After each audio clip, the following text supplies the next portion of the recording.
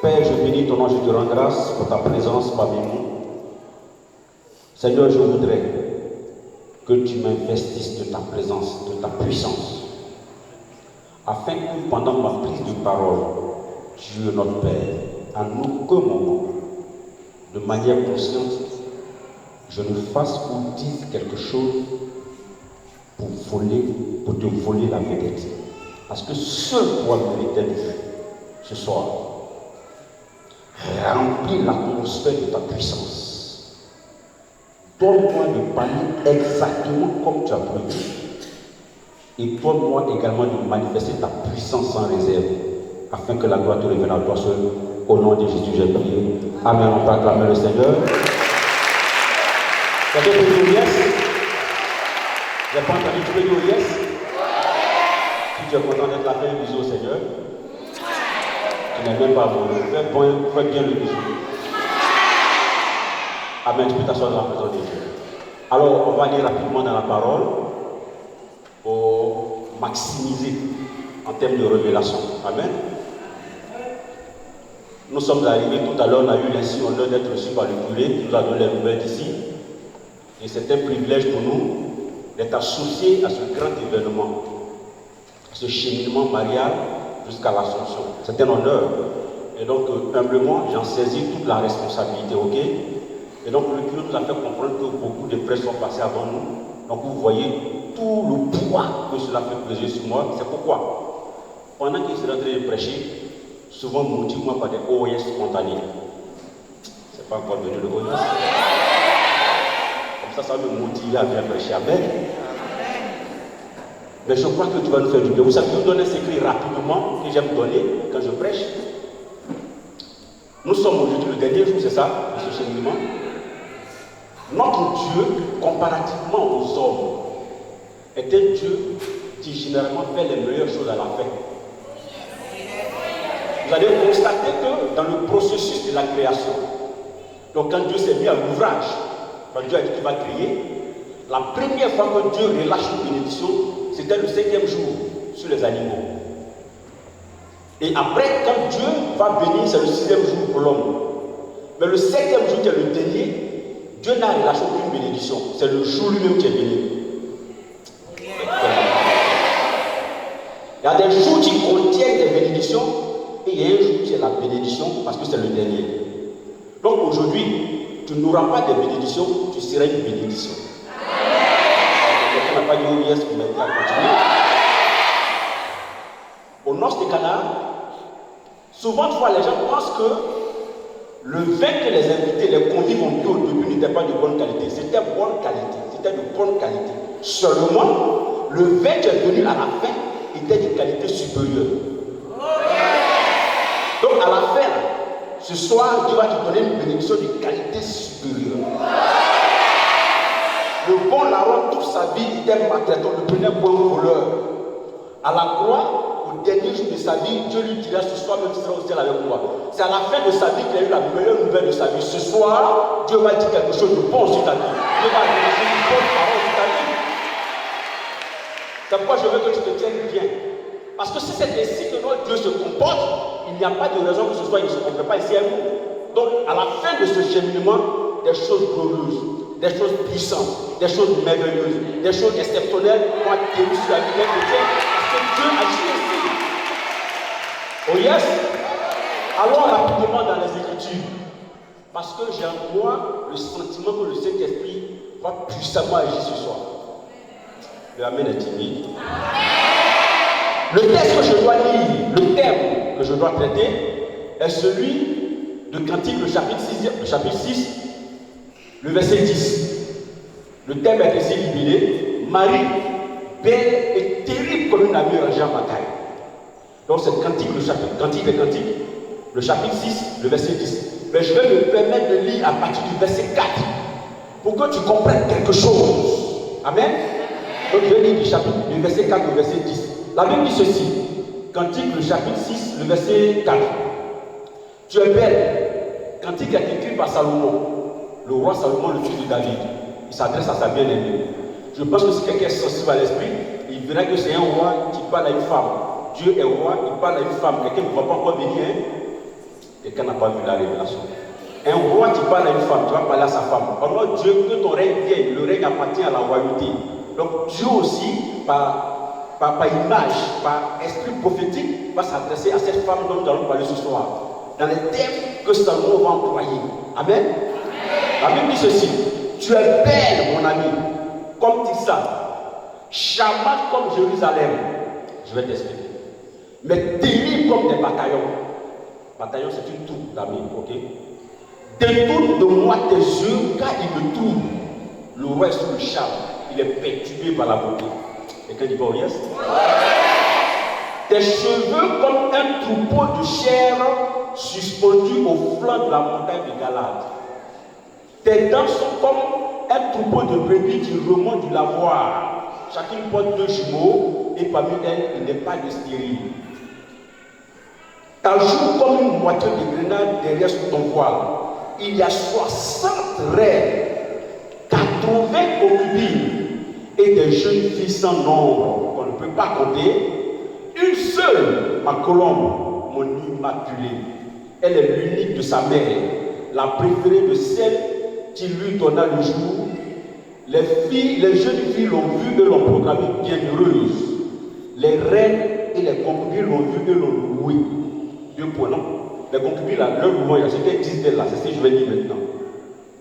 Quelle est celle-ci qui apparaît comme l'aurore, belle comme la lune, pure comme le soleil, mais terrible comme des bataillons?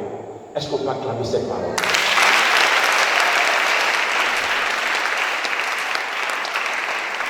Vous savez, frères et sœurs, si on ne comprend pas, si on ne prend pas le temps de comprendre la psychologie, je veux dire, l'état, l'esprit de celui qui a écrit ce texte, on ne peut pas bien comprendre toute la force qu'il y a à déployer. Vous me comprenez? C'est-à-dire qu'un auteur, là, selon son style littéraire, on peut savoir ce qu'il veut dire. Cantique des cantiques, là, c'est comme un recueil de poèmes lyriques, c'est-à-dire lyriques poésatés, pour parler de quelqu'un qu'on aime. Excusez-moi si moi je m'exprime ici, il y a combien de raisons parmi nous, d'accord? Donc, le livre, là, Cantique des cantiques, là, c'est quelqu'un qui parle de sa femme. Il y a plusieurs manières dedans. Souvent, c'est comme un dialogue. Il parle et puis elle répond. Vous voyez? Et puis souvent, c'est comme un monologue. Lui, il parle d'elle. Ce extrait que je viens de lire là, c'est peut-être attentif. En fait, il y a 3 personnages.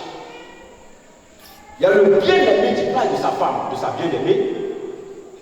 Il y a donc la bien-aimée, deuxième. Et puis il y a une catégorie de femmes qui parlent de la bien-aimée. Donc, il y a le niveau d'information. Écoutez-moi bien, parce que je veux qu'on comprenne en quoi Marie est belle. Et puis elle est terrible. Parce que l'extrait biblique au chapitre 10e dit, elle est belle mais terrible. Donc c'est comme ça qu'elle est en opposition. C'est pas parce qu'elle est belle, donc tu peux jouer avec elle, elle est dangereuse. Je ne sais pas si vous voyez.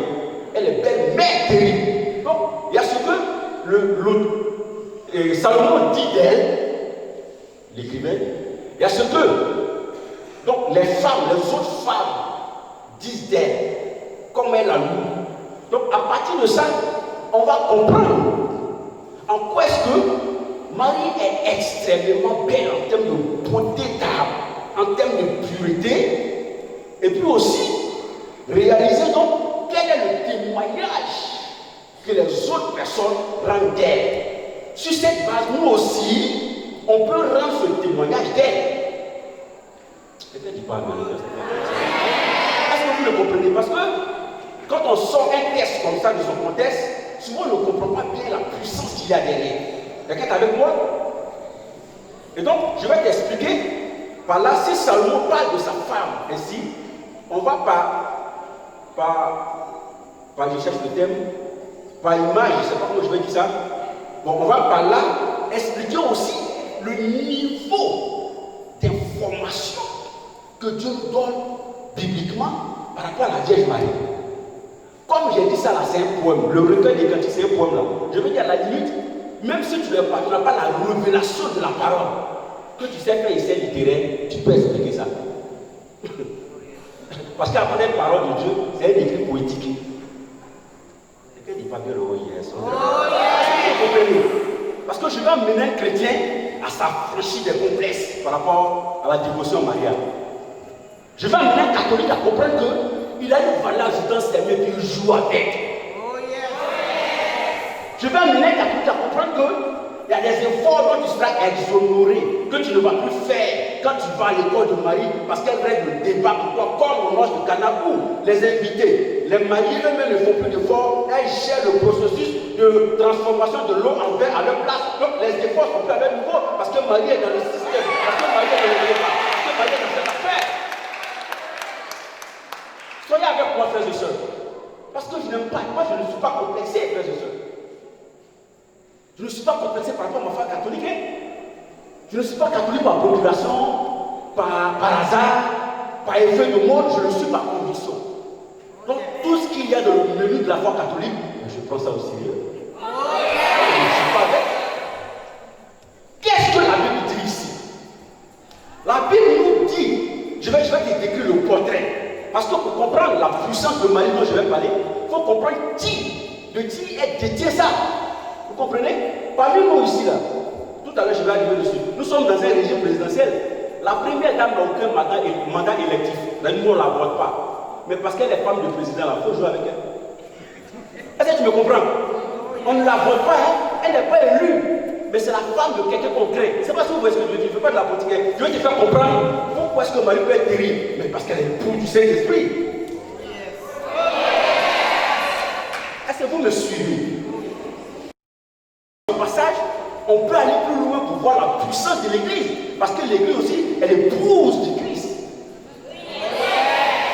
Puisqu'on est en train de parler d'une épouse, suivez-moi bien. Que dit la parole? Salomon dit ceci, parlant de sa femme, de sa bien-aimée.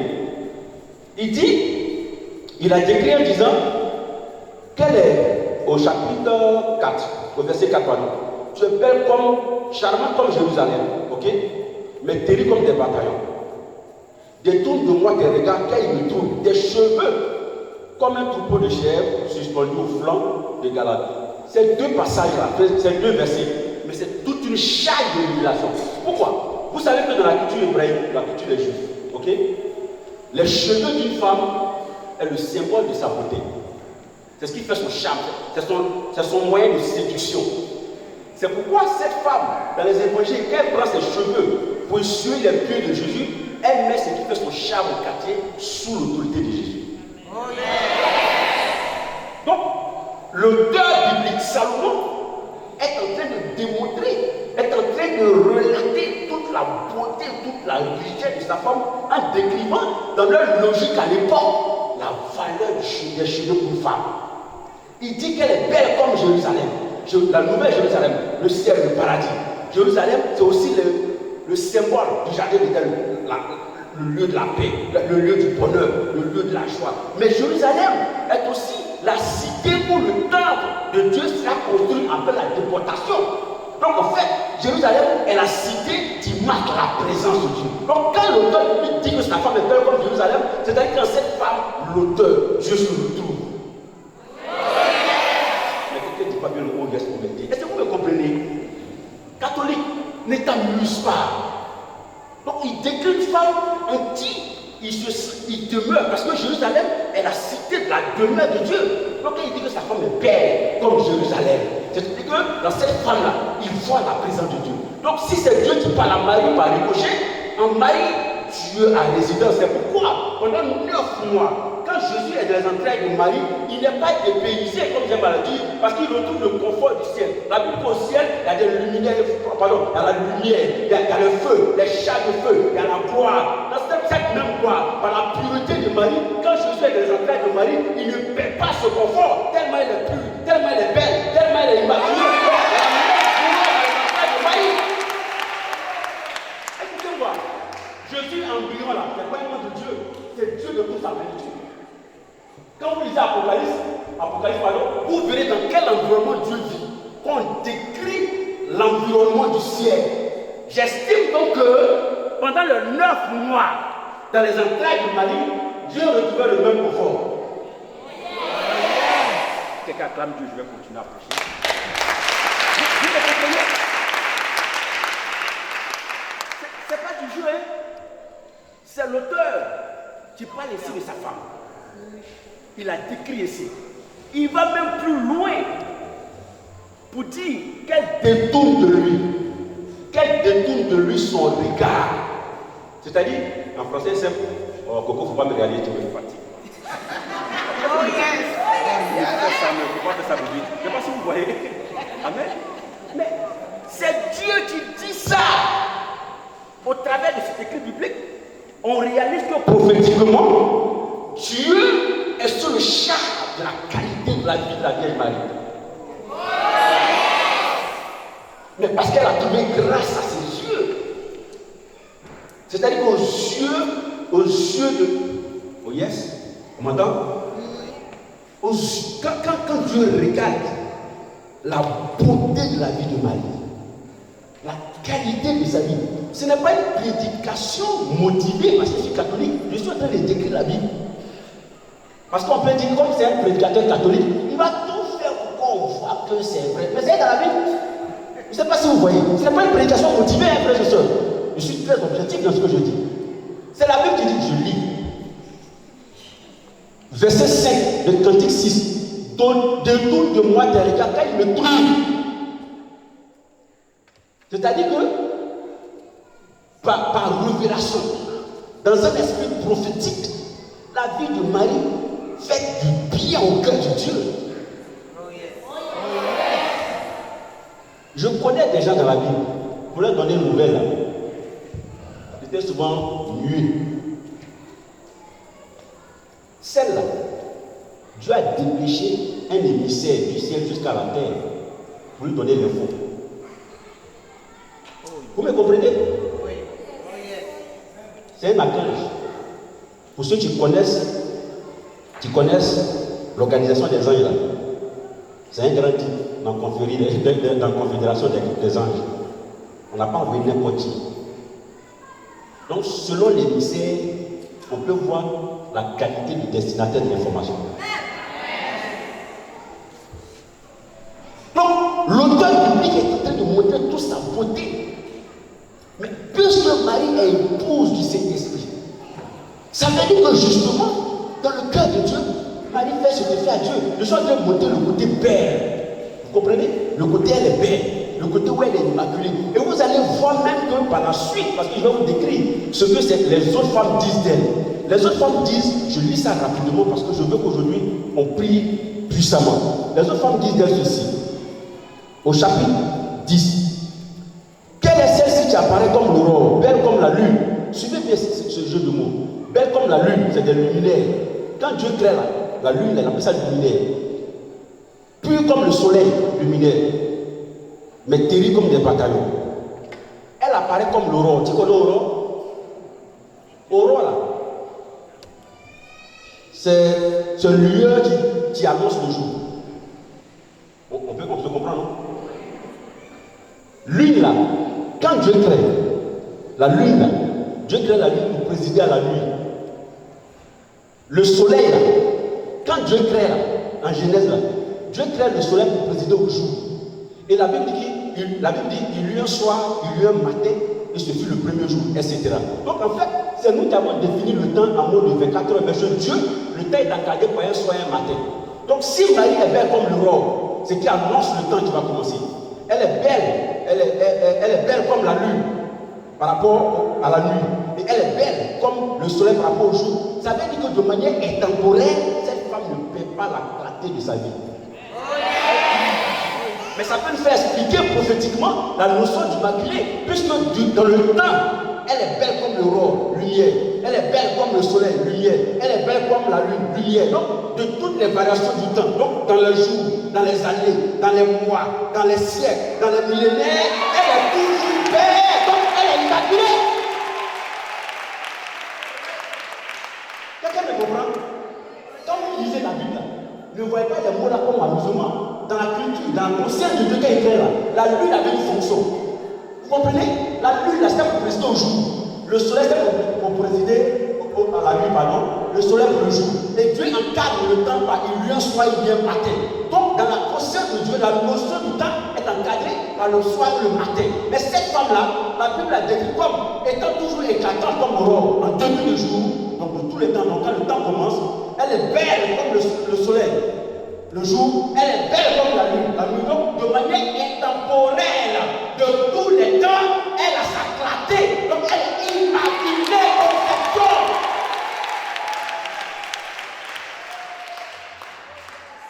Ne lisez pas la Bible comme roman, ce n'est pas pour avoir de la culture. La Bible, ce n'est pas pour être cultivé. C'est pour être formé spirituellement.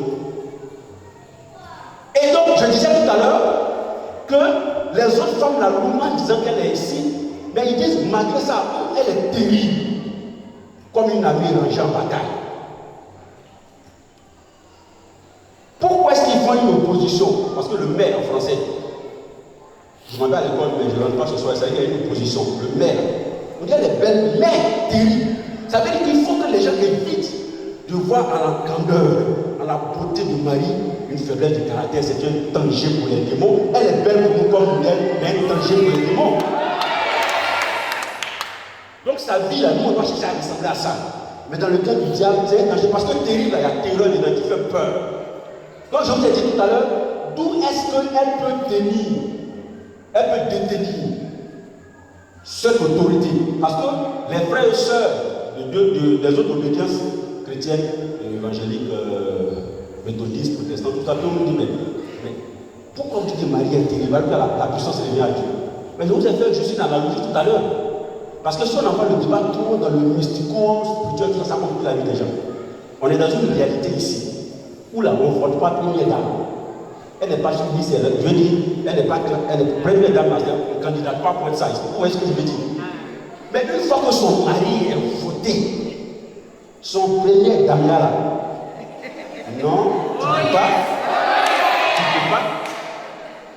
Quand première dame se promène là, le ministre même est derrière des escortes. Et c'est vous comprenez ce que je suis en train de vous faire comprendre. Parce que je vais envoyer cette image pour vous voyez de quoi il s'agit. Marie est l'épouse du Saint-Esprit.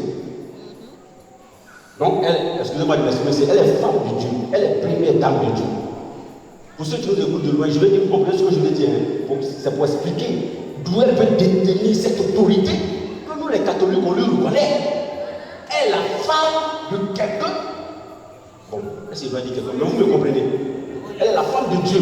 Elle est la femme d'une personne, l'épouse d'une personne qui, dans le spirituel, est terrible parce qu'il est Dieu. Donc, par ricochet, le respect, la crainte des démons pour Dieu, c'est la même qu'ils ont pour la femme de Dieu. Oh. Donc, dans le combat spirituel, je crois que l'année dernière, je vous ai dit quelque chose ici. J'ai écouté un père de la foi qui nous a fait comprendre que, je crois que je l'ai dit ici, que Marie s'est s'exprimer comme Dieu. Parce que le style de langage de Dieu est particulier. Quand Dieu s'exprime, il dit « Je suis la lumière, je suis la vérité, je suis... » je ne sais pas comment ma question encore. La vie. Voilà, la vie. En fait, il nous enseigne que ce style d'expression, le « je suis », plus quelque chose qu'on ne peut pas toucher, matériel, la vie, la lumière, la vérité. Maman, on ne peut pas toucher. On ne peut pas toucher la lumière, on ne peut pas toucher la vie. Cette manière de s'exprimer là, c'est le langage soutenu de Dieu. Mais il se trouve qu'il y a un être humain, une seule d'ailleurs, qui peut s'exprimer dans le régime du langage de Dieu. Je suis l'Immaculée Conception. On n'a pas de par rapport à ça. Qu'est-ce qu'il est en train de nous enseigner? Ça veut dire qu'il est en train de dire que si Marie a le niveau de langue de Dieu, qu'elle parle à Dieu, comprend mieux. Est-ce que vous comprenez? Quand tu ne comprends pas anglais, que quelqu'un te parle anglais, tu ne comprends pas ce qu'il te demande, ce que tu peux faire, tu peux pas faire parce que tu ne sais pas ce qu'il t'a dit. Cette dame-là peut s'exprimer selon le type de langage de Dieu. Donc quand tu as besoin de travail, quand tu as besoin d'enfants, quand tu as besoin d'argent, elle connaît l'expression, le vocabulaire, le langage à envoyer sur Dieu, que ça aide le moment favorable. C'est pourquoi, aux noces de Cana, bien que ce n'était pas encore l'heure, qu'elle parle, ça précipite l'heure. Donc si cette femme-là, par délégation, j'ai failli dire le pouvoir, par procuration, reçoit de Dieu l'autorité pour frayer toute la couronne des démons, mais ça veut dire que quelqu'un qui a situé à l'école de Marie par le rosaire, par le chapelet, il y a des efforts qu'il ne fait pas parce que Marie rentre dans la scène et la crainte, la peur, la terreur qu'elle fait, elle montre aux démons cette même terreur dans ta situation. Les démons capitulent, les démons reculent, les démons s'effraient parce qu'elle parle de ta part pour Dieu. Ne vous amusez pas avec des secrets comme ça, frères et sœurs. Qu'est-ce que les autres dames disent d'elle? Que, je vais lire, parce que je veux qu'on ait une base de discussion, la Bible. Elles disent, quelle est celle-ci? Plutôt, je reprends, au verset 9. Une seule Macolombe, mon immaculée, le terme est sorti, elle est l'unique. Je vous ai dit tout à l'heure, la puissance dans le combat spirituel, suivez-moi bien. La préférée, lui donna les jeunes filles, voilà, les jeunes filles l'ont vue et l'ont proclamée bienheureuse. Les reines et les concubières l'ont vue et l'ont louée. Moi, je ne peux pas laisser passer ce mot-là comme ça. Bienheureuse, là, chez nous, catholiques, là, c'est béatification. On ne peut pas laisser passer ça là. Ça veut dire qu'en réalité, c'est qu'elle train de se passer ici là. Si vous voyez bien dans les Écritures, dans les évangiles, ça s'est passé. Hein? La Bible dit que Marie dira que toutes les générations me diront bienheureuse. Ici, ce n'est pas elle qui demande, mais toutes les concubines, toutes les autres femmes la proclament bienheureuse. Vous ne voyez pas le parallèle entre ces deux scènes. Les femmes la proclament bienheureuse. Elles reconnaissent en elle une femme d'une valeur supérieure. C'est les autres femmes même qui voient qu'elle est différente. Mais ça veut dire quoi? Que quelqu'un qui va à l'école de Marie, qui est dans la méditation du rosaire, qui a une dévotion mariale, sans faire d'effort, sans se compliquer la vie, simplement fidèle dans sa dévotion, les gens de sa génération vont proclamer des merveilles sur sa vie, vont reconnaître qu'il est béni, vont reconnaître qu'il est grand, vont reconnaître qu'il est libre, vont reconnaître qu'il n'est pas comme tout le monde. Parce que. Quelqu'un ne dit pas qu'on vient de me quitter. Ne vous amusez pas. Mon fils est venu là. Depuis quelque temps, nous sommes agressés de témoignages du travail au niveau de l'apostolat. Pendant qu'on dit à pandémie, c'est une pandémie, il n'y a pas de programme de pandémie au ciel. Au ciel, il n'y a pas de programme de pandémie. Au ciel, l'actualité, c'est le louange. L'actualité au ciel, c'est l'adoration de Dieu. Donc les variations sur la terre ne partent pas l'actualité au ciel. Les enfants sont en train d'avoir travaillé. Elle qui est passée du simple au double. Et que son salaire, on a doublé avec un fauteuil dessus. On venait dans la voiture, il m'a dit qu'il y a un qui a eu.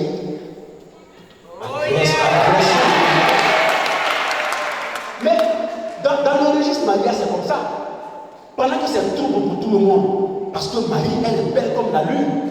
Vous savez ça? Mais la lune, là, ça brille la nuit. Donc, dans le problème là, ceux qui sont à l'école de Marie, pour eux sort. Dans le pandémie, pour eux sort. Dans la difficulté, pour eux sort. Je ne te dis pas ça de manière virtuelle, je te dis que dans la réalité du ministère dans lequel je suis, depuis un certain temps, il y a un bouteillage de témoignages de travail. Et puis ça ne nous étonne pas. C'est le contraire qui allait nous étonner parce que nous sommes citoyens du ciel. Nous sommes validés par le ciel. Est-ce que vous comprenez ça? Donc quand tu es chrétien catholique là, il ne faut pas t'amuser avec les mystères, les richesses que l'Église met à ta disposition. Quelqu'un va venir crier un peu devant toi, non, Marie est tirée des autres. Elle n'a pas venir. Deux coups d'onction sans préavis, il va changer son discours. Je vous ai dit c'est la dernière que j'ai plein d'amis pasteurs. Mais quand on est ensemble là, on se connaît. Ils savent. Parce que si ça s'amuse là, on laisse s'amuser et puis on va faire l'autre truc. Amen. Non, je ne dis pas ça par prétention. Je prends cette affaire au sérieux. Je prends ça au sérieux. Donc, tout ce qu'on me sait dans ma foi, je ne joue pas avec. Que là, tu t'amuses avec le chapelet. Vous imaginez donc. Vous voyez, comme Marie, tout à l'heure, le berger en a parlé, qu'elle a accepté le lui du jour. Je vais vous donner des choses qu'on pouvait vivre en étant à l'école de Marie par rapport au combat spirituel. quand Marie a cédé son fiat, c'est ce qu'on dit dans le fiat, l'huile. Voilà. Quand elle a donné son huile, elle a failli être répudiée. Marie a failli être lapidée. Il dit failli, ça veut dire que ce n'est pas arrivé. Ça veut dire qu'en réalité, quand tu as le col de Marie, toutes les oppressions peuvent arriver de gauche à droite. La loi peut être contre toi, les principes peuvent être contre toi. Mais quand tu es sécurisé par l'onction mariale, même si c'est la norme, parce que c'est la loi d'alors, pour une femme qui est assise là-bas, mais ça ne prend pas quoi. Il y a une exception. Amen. Donc, on va croire rapidement parce que le temps est contre nous. Mais je veux que quelqu'un comprenne qu'il n'y a aucun combat que Marie n'a pas encore vu. Elle a vécu l'exil parce qu'elle et Sophie sont allés avec Joseph à l'étranger. Donc elle a connu la douleur, peut-être des soucis financiers. Si tu traverses la fin à l'école du mari, elle peut te donner les secrets pour t'aider dans le preuve. Afin que toi aussi, personne ne te pas bien de qu'on dise, toi tu es béni parce qu'elle a du Dieu en toi. Toi tu es béni parce qu'elle a la vie en toi. Le combat spirituel te gagne plus aisément avec l'onction mariée, avec l'intercession de notre mère Marie. Je vais dire à quelqu'un pendant que nous sommes ici. Ne te laisse perturber par rien. Parce qu'actuellement, il y a la tendance que le pays, ça va chauffer. Je vais amener quelqu'un à comprendre que celle que nous prions, elle est la reine de la paix. Je ne suis pas en train de dire ça pour créer juste de l'émotion. C'est la reine de la paix, frères et sœurs. Alors, à son école, créons des opérations d'intercession, opérations rosaire, opérations jeûne, opérations d'intercession pour la nation. Vous allez voir que quels que soient les tumultes des hommes, parce que la reine de la paix règne dans le ciel. Tous les démons qui vont se lever vont la puissance de Dieu. J'ai de la rage dans mon cœur, frère et sœurs, cette heure-ci. Parce que je crois en une chose, et je vais terminer par là, sincèrement. Je crois que normalement, un enfant de Dieu sérieux, c'est qu'il y a des difficultés qu'on doit voir qu'il a l'autorité de Dieu sur sa vie. Tu as une étoile et tu ne veux pas briller la nuit. Tu dis, je suis une étoile, mon Dieu m'a élevé. Mais l'étoile brille la nuit, frères et sœurs. C'est maintenant que les enfants de Marie doivent se lever. C'est maintenant qu'on doit briller. C'est quelle affaire ça? On est là pour se stresser, aller sur Internet, prendre des expressions. Mais écoutez, fléchissons les genoux, faisons les rosaires, jeûnons, intercédons, plongons dans le milieu. Nous avons une responsabilité, frères et sœurs. Et cette responsabilité, on doit la prendre dans le spirituel. Les gens peuvent faire ce qu'ils veulent. Mais si une armée comme Marie, rangée en bataille, par le rosaire, par le jeûne, par l'intercession, se lève dans cette nation, ils feront tout ce qu'ils veulent. Mais Dieu me l'a monté. Je veux qu'on se lève, on va intercéder, on va prier. Si quelqu'un veut voir la gloire de Dieu sur sa vie, si quelqu'un veut voir la bénédiction de Dieu sur sa vie, si quelqu'un veut marquer son temps comme la Vierge Marie, tiens-toi debout, nous allons prier, nous allons intercéder, nous allons booster quelque chose dans le spirituel. Le cœur, aide-moi. Prenez un cantique, un chant d'adoration, quelqu'un va se disposer. Peut-être que les jours précédents, il y a eu le ministère, on a dit des choses sur toi, mais je veux que, avant que. Tu veux non? Oh yes. Oh yes, on m'entend. Je veux donc, avant que peut-être le Saint-Esprit nous révèle des choses. C'est pas un problème qu'on parle dans le spirituel. Amen. Amen. On parle dans le spirituel. Vous savez, c'est vrai qu'on a prêché sur Marie, mais comme Marie est l'épouse du Saint-Esprit, si on adore son mari, on la célèbre. Quand tu parles du bien d'un monsieur, sa femme est heureuse. Quand le monsieur est milliardaire, madame, on ne peut pas avoir. Mais si on ne sait pas être un milliard, là.